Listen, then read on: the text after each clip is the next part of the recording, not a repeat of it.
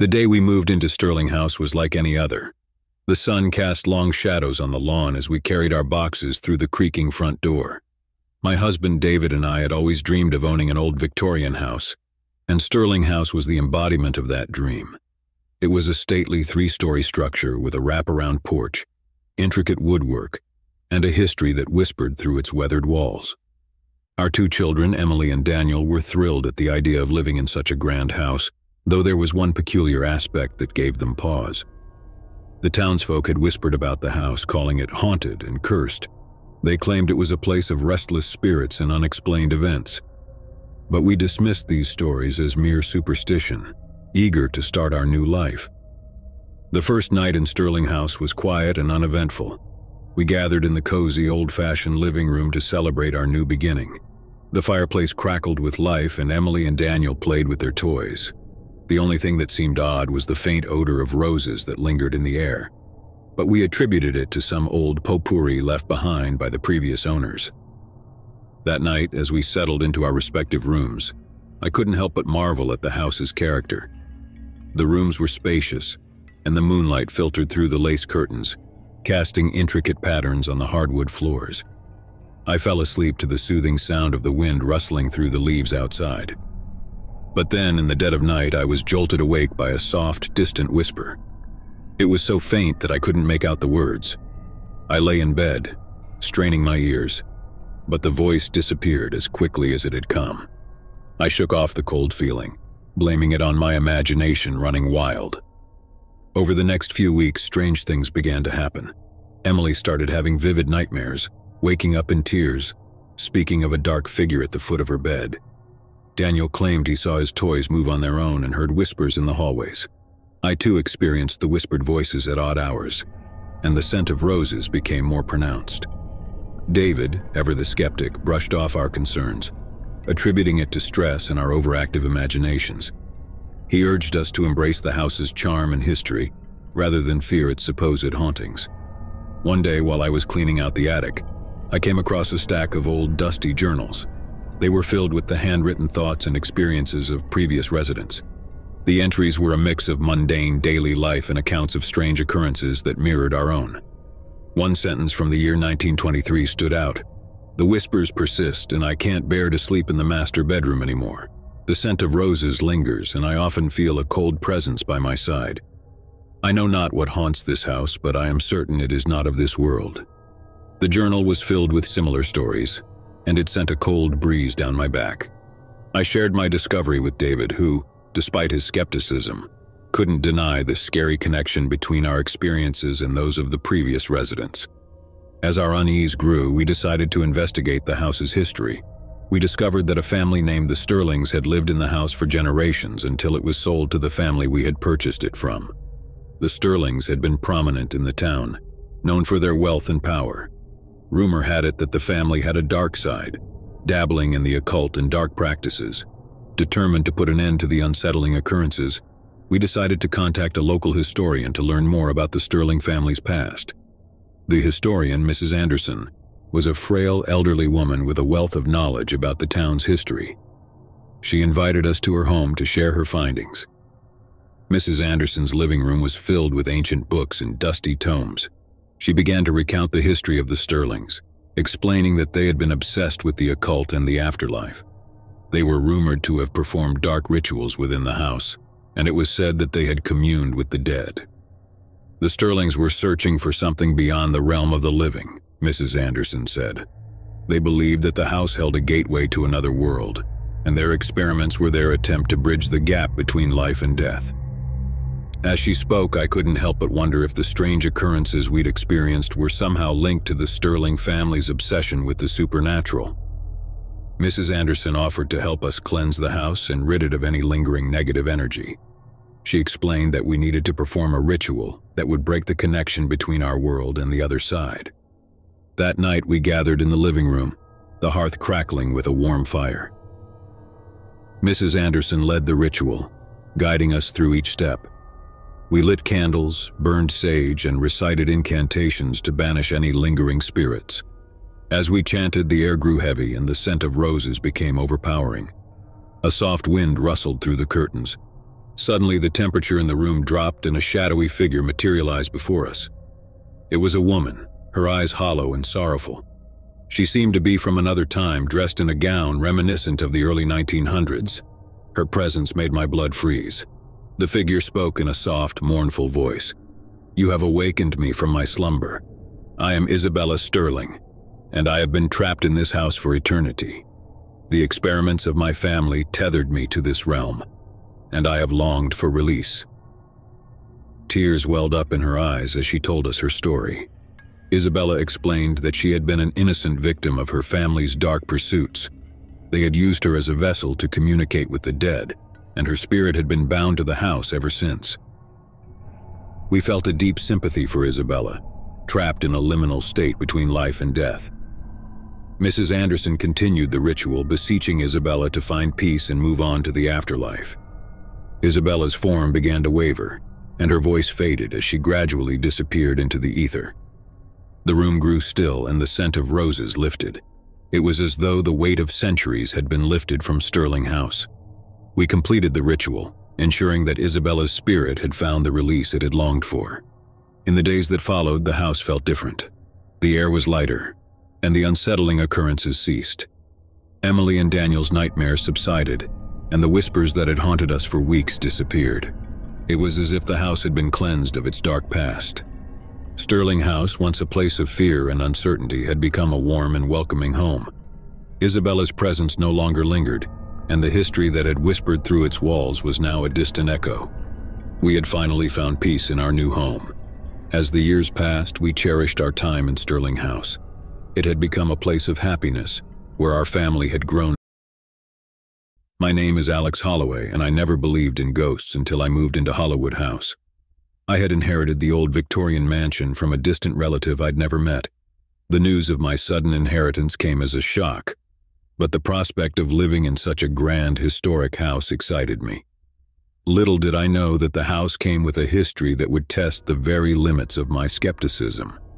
I had always considered myself a rational, level-headed person. I was an engineer by profession, and I approached life with a practical and analytical mindset. Ghost stories were nothing more than tales told around campfires designed to scare and amuse. But that was before I set foot in Hollywood House. The mansion sat atop a hill overlooking the sleepy town of Hollywood. The exterior was a sight to behold, with its ornate architecture, towering turrets, and sprawling gardens. It was a place that seemed to belong to a different era, and the townsfolk whispered about its dark past. The house had stood empty for as long as anyone could remember, and its imposing presence cast a shadow over the town. My first night in Hollywood House was a surreal experience. As I walked through the echoing hallways with a single flickering candle, I couldn't help but wonder about the stories I'd heard. People claimed to have seen figures in the windows at night, heard unexplained footsteps in the empty corridors, and witnessed lights flicker and doors open and close on their own. These were the tales that had earned the mansion its haunted reputation. I settled into one of the spacious bedrooms on the second floor, the large canopy bed and heavy drapes making me feel like I'd stepped into a period drama. As I lay in bed, I tried to dismiss the unease I felt. The wind whistled through the old windows, and the house seemed to sigh with its own ancient history. That night, as I drifted off to sleep, I heard it, a faint, distant whisper. I dismissed it as a trick of the wind or my own overactive imagination. But the whisper persisted, growing louder and more distinct. It was as though a voice from the past was trying to communicate with me. I strained my ears, and the words became clearer. "Help me," the voice pleaded, soft and trembling. My heart raced as I sat up in bed, my breaths coming quick and shallow. The voice sounded desperate, like a soul in torment. I leaped out of bed and searched the room, but there was no one to be found. The windows were shut tight and the doors were locked. I had heard the voice, there was no doubt about it, but its source remained a mystery. In the following days, I tried to put the incident out of my mind, convincing myself that it had been a vivid dream. I was determined not to let such irrational thoughts take hold of me. I delved into my work, focusing on renovations to make the house livable. However, the feeling of being watched and the whispers persisted. It was as though the house itself was trying to communicate with me, to tell me something I couldn't yet comprehend. One evening, as I was exploring the dusty attic, I came across a trove of old letters and journals. They were written by the previous inhabitants of Hollywood House, the Eldridges, who had lived there in the late 19th century. The journals were filled with accounts of strange occurrences that mirrored my own experiences. One of them caught my eye. The house is not what it seems. It harbors a presence that defies explanation. We hear the whispers at night, voices from another world, and the shadows move with a purpose we cannot comprehend. The house is cursed, and it hungers for something we cannot fathom. The journals were filled with similar stories, of doors that opened on their own, of apparitions in the hallways, and of voices that pleaded for help. The Eldridges had lived in constant fear, and they eventually abandoned the house, leaving it to decay. I couldn't ignore the striking similarities between their experiences and my own. The house was not just haunted, it was cursed, as if an insatiable darkness clung to its very foundations. As I continued my research, I learned that the house had been built on the site of a tragic event, a fire that had claimed the lives of several townspeople. It was said that the souls of those who had perished in the fire were never at rest, and their restless spirits haunted the mansion. My skepticism wavered as the evidence piled up. The history of Hollywood House was filled with inexplicable events and unexplained phenomena. It was clear that the house held secrets that defied logic and reason. One night, as I sat in the library, the whispers grew louder. They seemed to surround me, as if the walls themselves were trying to communicate. I strained to listen, and the voice became distinct, a woman's voice filled with anguish. "Help me," she implored, her words resonating with sorrow. I followed the voice to the grand staircase, where a shadowy figure materialized before me. It was a woman, her eyes filled with despair. She was dressed in a gown from a bygone era, and her form flickered in and out of existence. "My name is Eleanor," she said, her voice trembling. "I died in the fire, and my spirit has been trapped here ever since. You are our only hope." Eleanor's story was one of tragedy. She had been a resident of Hollywood, a young woman with dreams and aspirations, until the fateful night of the fire. She had perished along with others, and their spirits had been bound to the house, unable to find peace. I couldn't turn my back on Eleanor's plea for help. I reached out to a local historian, Mr. Thompson, who had spent years researching the history of Hollywood House. He explained that the house was a focal point for paranormal activity, a place where the veil between the living and the dead was thin. With Mr. Thompson's guidance, we decided to conduct a ritual to free the trapped souls and cleanse the house of its dark history. We gathered in the living room, surrounded by candles and incense, and recited incantations passed down through generations. As we chanted, the atmosphere grew heavy, and the air seemed to vibrate with energy.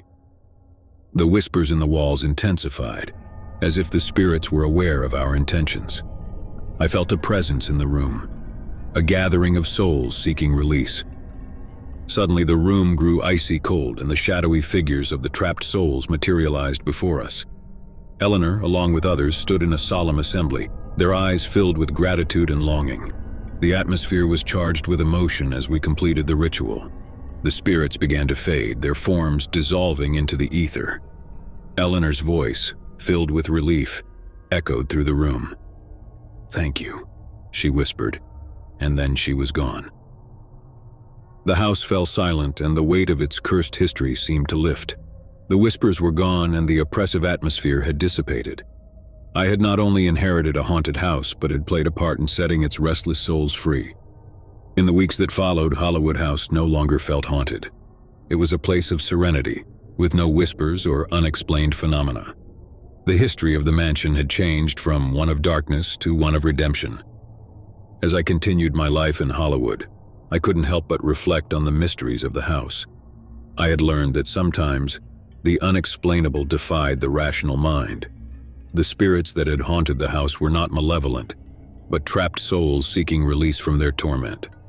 I had been a part of their liberation, and the experience had forever altered my perception of the supernatural. Hollywood House, once a place of fear and uncertainty, had become a sanctuary of peace and redemption. Its history no longer whispered of despair, but of the resilience of the human spirit and the power of compassion and understanding. And as I looked out at the town of Hollywood from the mansion's grand windows, I knew that the house had found its own peace, and so had I. And as I looked out at the town of Hollywood from the mansion's grand windows, I knew that the house had found its own peace, and so had I. I had always imagined that the first year of marriage would be full of love, laughter, and adventure. My husband John and I were excited to begin this journey together. Little did we know that our adventure would take us to a place shrouded in mystery and darkness, a house with a history that had the townsfolk filled with fear. The house stood at the end of Willow Street, an imposing Victorian structure that loomed over the neighborhood. The moment we laid eyes on it, we fell in love. The high, arched windows, the ornate wooden details, and the sprawling garden in the back. Everything about the house was perfect.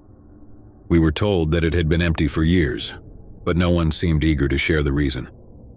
As we moved in, I couldn't help but feel a sense of trepidation. The house had an air of antiquity, with creaking floorboards and long, dark hallways. The previous owner had left behind old, dusty furniture that seemed to belong to another era. The entire place was a throwback to the 19th century.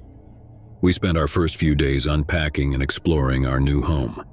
The living room was adorned with a grand fireplace, and a beautiful chandelier hung from the ceiling. It was the perfect place for cozy evenings together. The kitchen, though outdated, had a charming feel, and I couldn't wait to cook our first meal there. The bedroom, with its heavy drapes and old-fashioned wardrobe, was both enchanting and slightly eerie. It wasn't long before strange occurrences began. At first, it was the soft whispers that seemed to emanate from the walls. John and I exchanged nervous glances as we tried to make out the words. The whispers were unintelligible, but they sounded like voices from another time. One evening, as we sat in the living room, we heard the whispers again. This time, I was certain that the voice said, "Help me." I shivered and looked at John, who had a concerned expression. He dismissed it as a draft or our imagination, but the unease lingered. As the weeks went by, the whispers grew more frequent. I decided to confide in our neighbor, Mrs. Davis, who had lived in the neighborhood for decades. She was known as the local historian and a keeper of town secrets. Mrs. Davis listened to my story with a knowing look. "That house, dear," she began. "It has a history and not a pleasant one. It was built by a wealthy family in the late 1800s, the Chattertons. They were reclusive, strange people, and the townsfolk had always whispered about their dark practices." She paused for effect. "The Chattertons dabbled in the occult, trying to communicate with the dead. They believed the house had a connection to the spirit world, and they performed rituals in the hopes of unlocking its secrets." My heart raced as I realized that the whispers we heard might be connected to the Chattertons' experiments. Mrs. Davis went on, "It said that they summoned a presence they couldn't control, and it cursed the house. After that, no one dared to live there, and the Chatterton family vanished without a trace." I couldn't believe what I was hearing.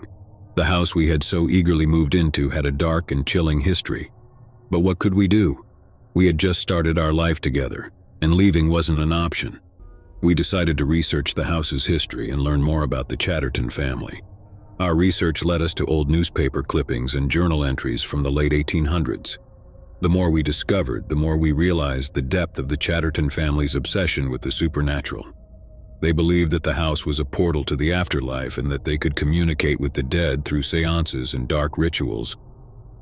One journal in particular made my pulse rise. The whispers grow louder, and I fear we have awakened something dark.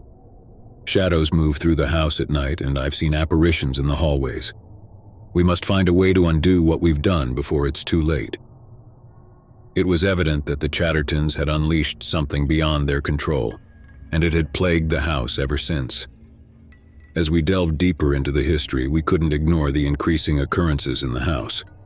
Doors would open and close on their own, and we heard footsteps in empty rooms.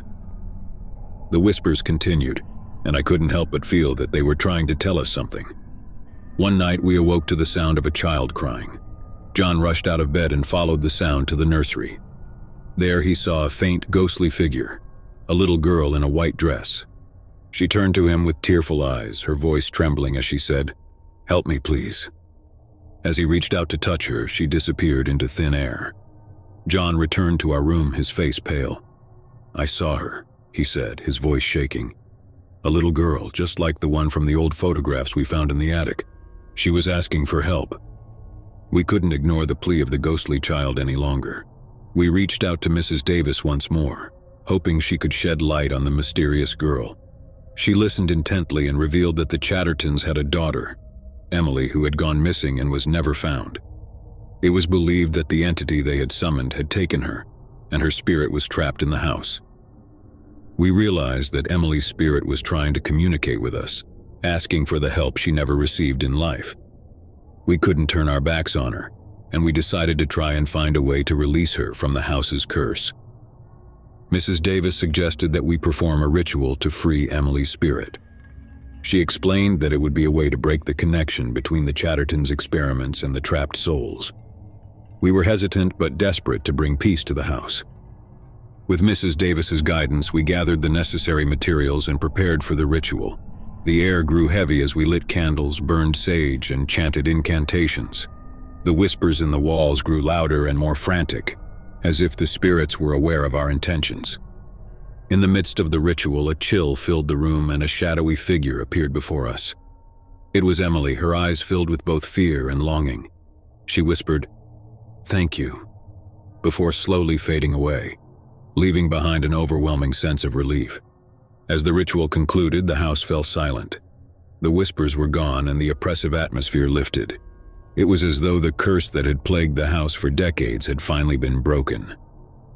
We felt a sense of peace we had never experienced before. In the weeks that followed, the house no longer felt haunted. It was a place of warmth, and we could finally enjoy our marriage without the constant presence of restless spirits. Emily had found her release, and the darkness that had clung to the house had dissipated.